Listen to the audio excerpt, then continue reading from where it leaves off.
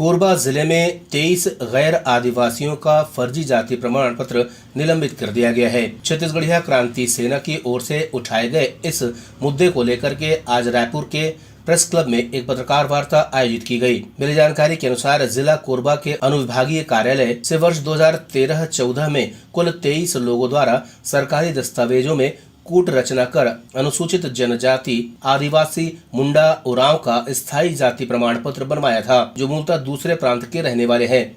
जिन 23 लोगों के नाम इसमें शामिल है वो आर्यन कोल बेनिफिशन कंपनी में मजदूरी कर रहे हैं और इन 23 लोगों के नाम से सैकड़ों एकड़ जमीन जिला कोरबा के अनुभागीय क्षेत्र कटघोरा के ग्राम दीपका, चाकबुड़ा, बलारी, देगांव, कसाईपाली, देवरी, बिचरी और अन्य गांवों में अनुभागीय क्षेत्र पाली के ग्राम बंदाखार, नूरबिर्रा, नुरेरा, रतीजा, रेकी और अन्य गांवों में खरीदा गया है और इसके लिए लगभग 40 करोड़ रुपए मुआवजा भी दिया गया है, जिस पर सवाल उठाते हुए छत्तीसगढ़िया क्रांति सेना के प्रदेश मंत्री दिलीप मिरी ने मीडिया से चर्चा की और प्रशासनिक अधिकारियों पर गंभीर आरोप लगाए हैं और तत्काल उन पर कार्यवाही की मांग भी की है।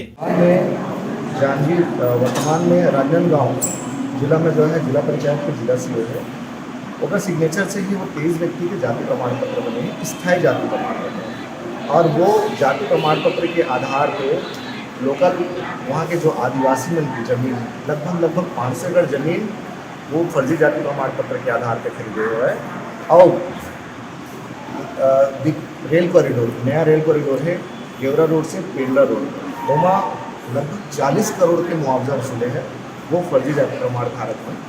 और वर्तमान में जो ज़मीन है वो ज़मीन का जो है एसीबी कंपनी अपन कमर्शियल यूज़ करत है, वहाँ राखड़ डंप करत है।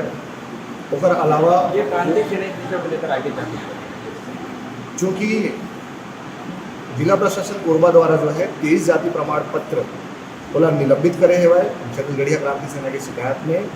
और वर्तमान में उच्च स्तरीय जाति सत्यापन समिति नया रायपुर में ओला पूरी तरह टर्मिनेट निरस्त करे के प्रस्ताव भेजे गए हैं। और चूँकि जब तक निरस्त नहीं हुई आगे की कार्रवाई नहीं हुई, और अगर कार्रवाई नहीं हुई तो हम सड़क की भी लड़ाई लड़बो और कानूनी लड़ाई भी लड़बो। PTV भारत समाचार, रायपुर।